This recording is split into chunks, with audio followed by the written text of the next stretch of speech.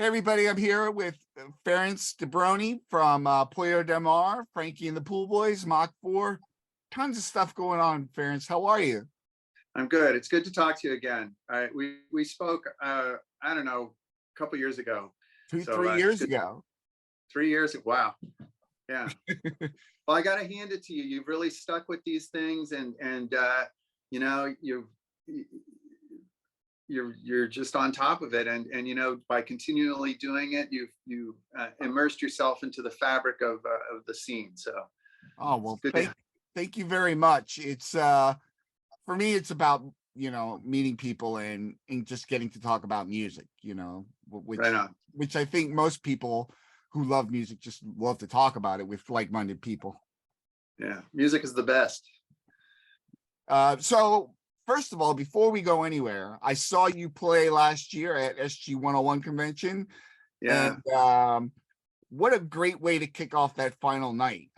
Tell me what that was like for you being a part of that tribute. The tribute for the Richie Podler. That was Yeah. really exciting. It was very, very exciting. You know, the background band there is top notch, and those guys are terrific. And I was doing a song called Free Fall, and it's kind of a funny story. And I'll tell it to you. But Frankie and the Pool Boys got asked to do a tribute to the Surf Raiders. I don't know if you saw this CD. Yeah, I have that. Yep. Yeah, and so they asked us to learn this song Free Fall. And originally they thought it was an original song by the Surf Raiders, but then we were listening to it, and then we heard another version by an older band, and I was like, man, that's the same song. And so it turns out that song was actually written by Richie Podler and not the Surf Raiders. So it was a little bit of confusion there. It still made it onto the CD, but it was kind of quirky. So then we were going to do this tribute, and I was like, well, I know how to play Free Fall, but I didn't know how to play the original version of Free Fall. So at the last minute, I tried to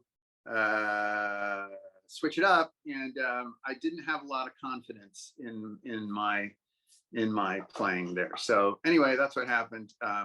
But it was a lot of fun, and I really can't say how important Richie Podler is to the music that I love. I mean, his approach to songwriting was very tuneful and melodic, and I've always been much more of a melodic player than like the Dick Dale school. So yeah, let's talk about Pollo Del Mar's new release, Speed of Dark, on Music Recordings.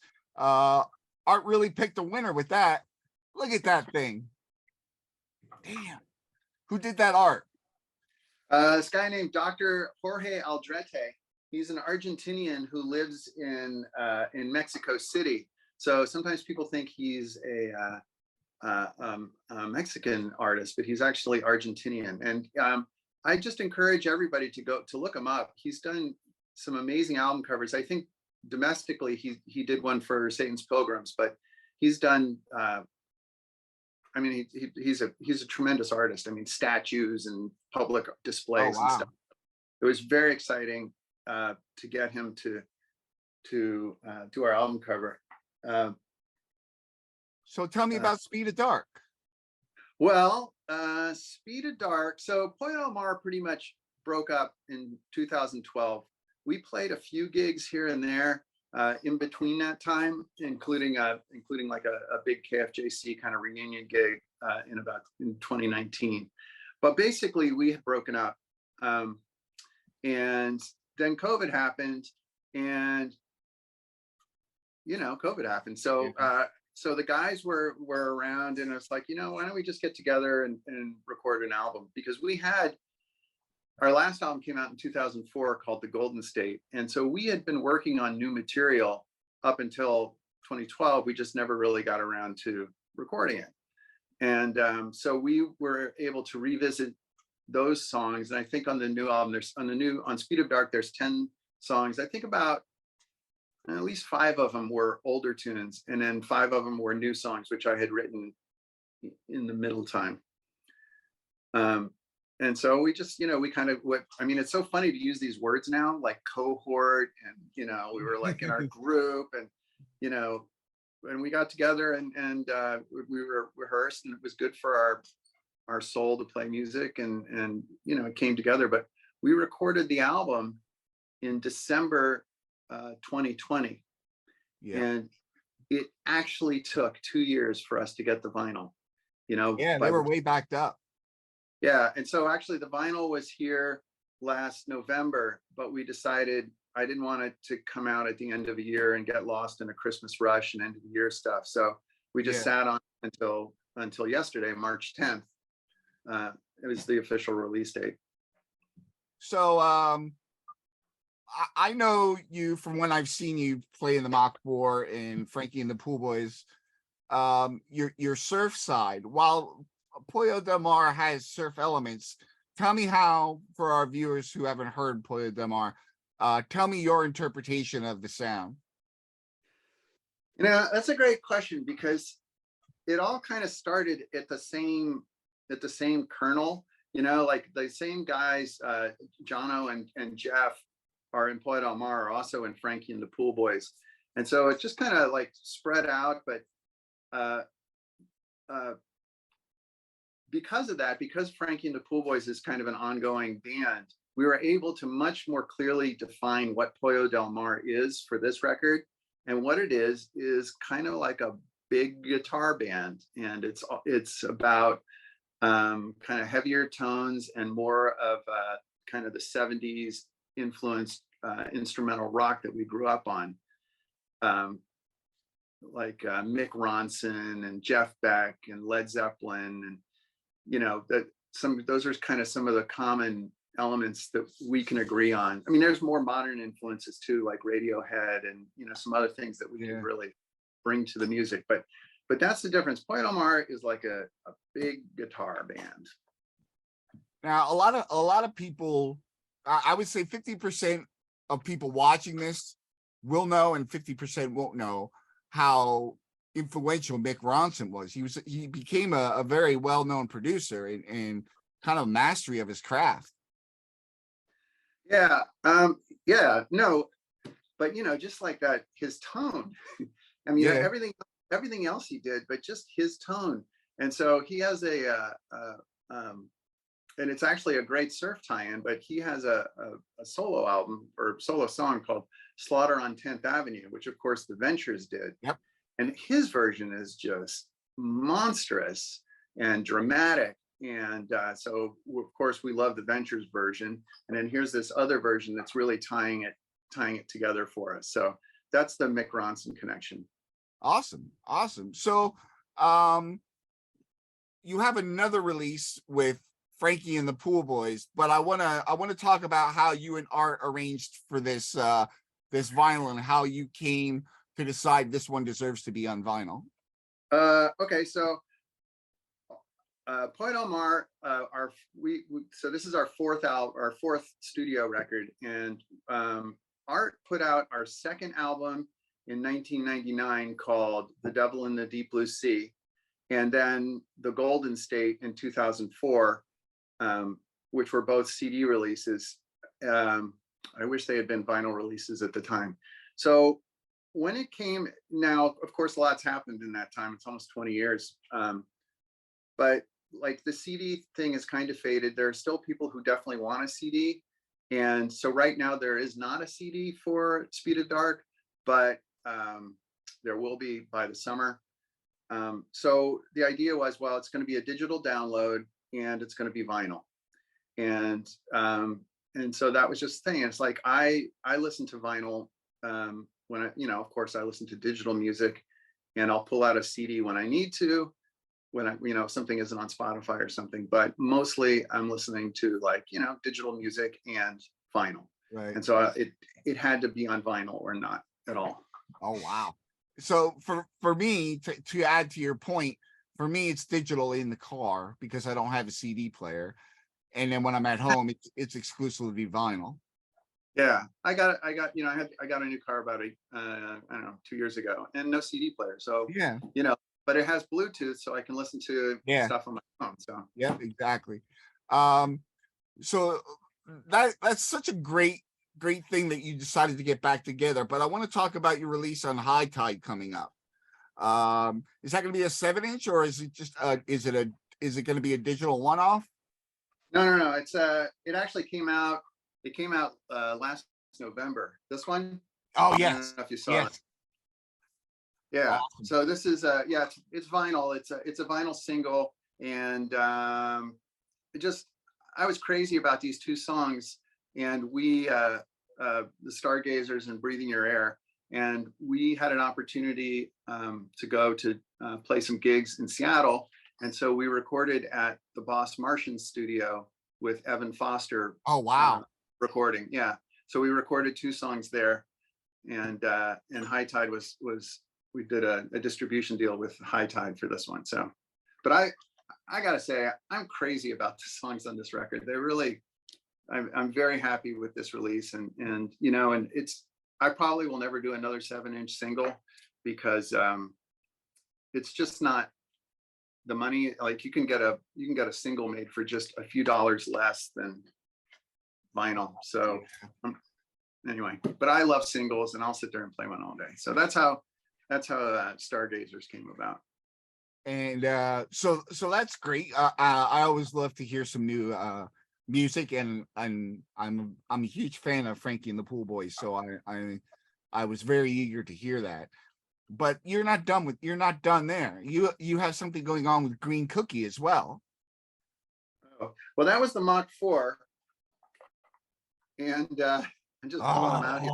I gotta say, so I turned 60 last year, and I gotta say, like, this has been like the most like prolific time of my life for like stuff coming out. Anyway, the Mach 4 album was recorded at least 20 years ago. That one? Yeah, this one.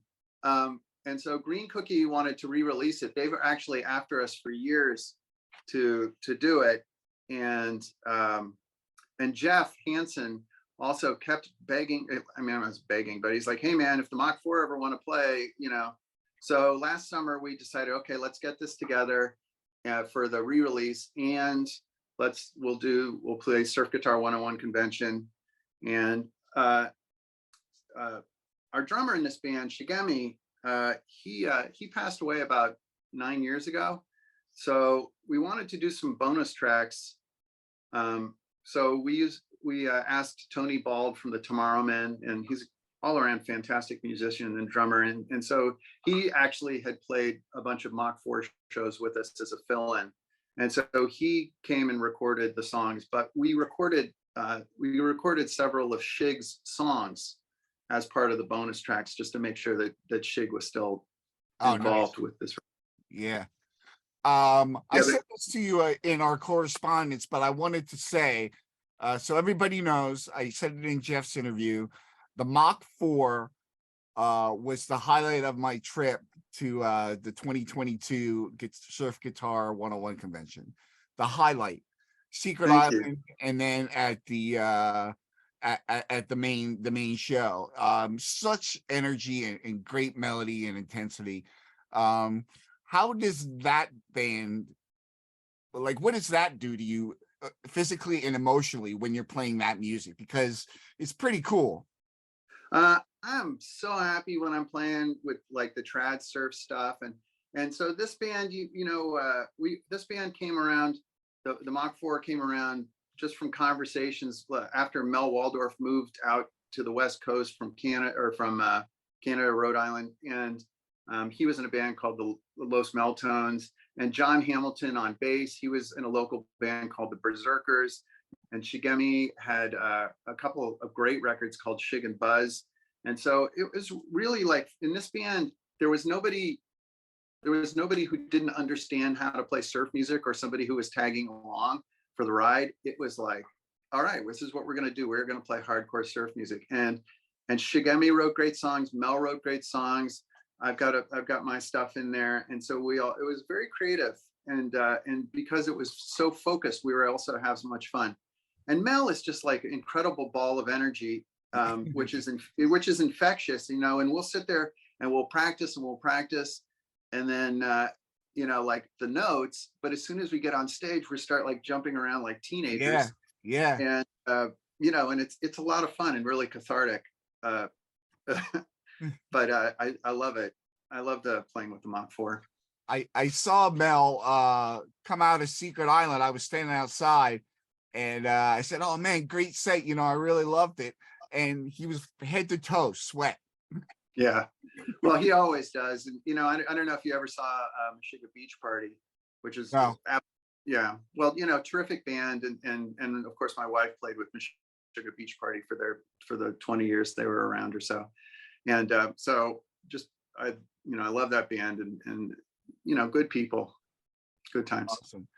So the next thing for you is you got a pretty big show coming up on the 25th.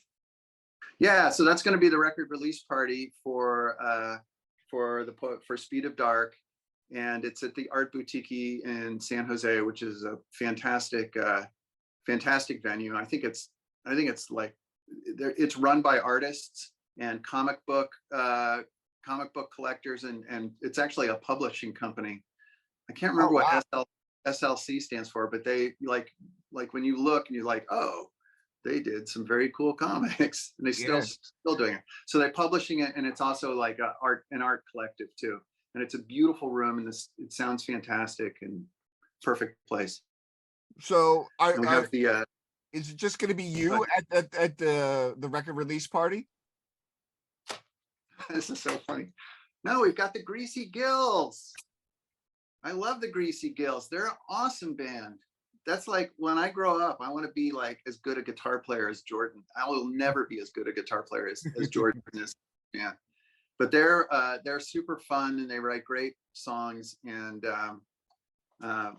Samantha, the bass player, has subbed in Frankie and the Pool Boys a few times, so it's great having them. You know, as part of the family. Awesome. So the big question is, am I going to see you at the Surf Guitar 101 convention this summer, 2023? Oh yeah, definitely. We're going to bring Poya Del Mar down, and we've got we're playing most of the new album, and we're playing a bunch of our classics. And you know, it's kind of interesting to go through the set because at this point we dumped a bunch of kind of regulars, and we brought back some that we thought people might want to hear. And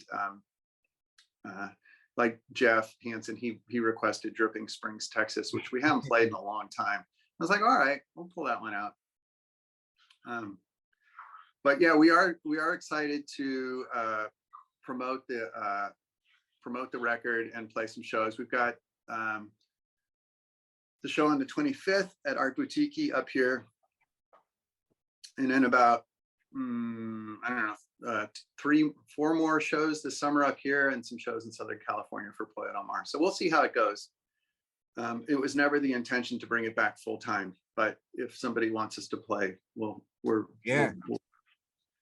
Absolutely. Like I loved the music. You sent me a digital sample of it, and I was like, oh, like he means business on this record. That's what the first impression I got. Yeah, that's a great way to say it, because like in the past, you know, we've always had this, it was always kind of like progressive surf.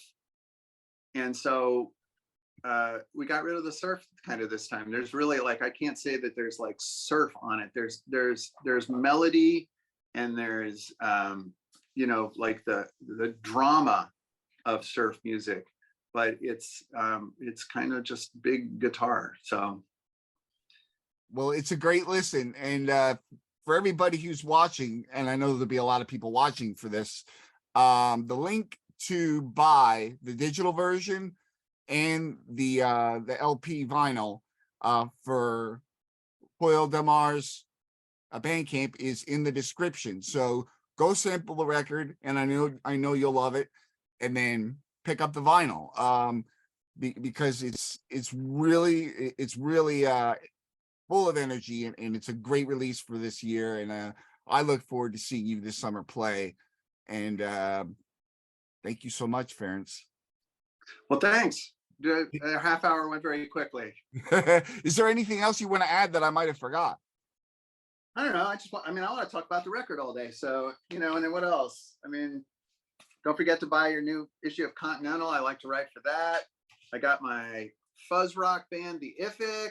Oh, tell me about that. Tell me about that. So the IFIC is a vocal garage rock band, a lot of fuzz guitar, really poppy songs written by a guy named Jeff Dewhurst. And it's funny. It's a small world, but he was in Tampa back when I was in Tampa, way back when, and I saw his band, the Belching Penguins, play way back when. So it's just kind of funny how it all comes together, and now we're in a band together. Yeah. Bass player in this band, not on the recording, but is Shane from the Bomboras. So there's a little more surf element in there, and we've already got a really busy summer for the IFIC planned, and another show in Seattle at the end of the summer, and so that's a lot of fun. It's nice to play some vocal music too. Who put that record out? Again, it's really funny. It's on No Clubs, and this is available from No Clubs Records. No Clubs in Tampa, Florida. No Clubs is like the big concert promoter. But when Jeff and I were in Tampa, they were strictly booking punk rock shows, and so they've gotten huge, and it's great. But you can find this on Bandcamp, the IFIC Band. Awesome. Well, thank you so much, Ferenc, for your time.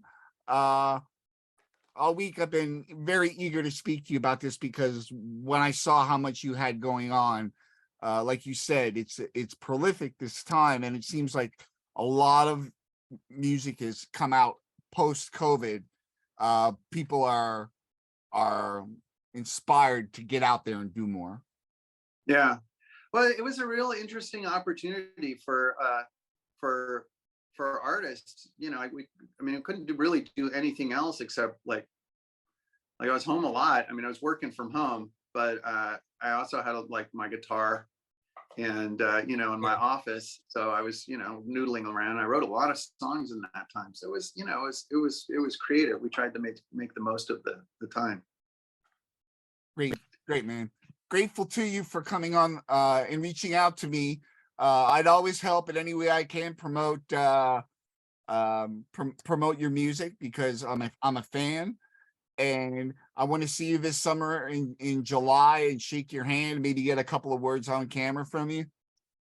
All right, Ryan, I look forward to that for sure.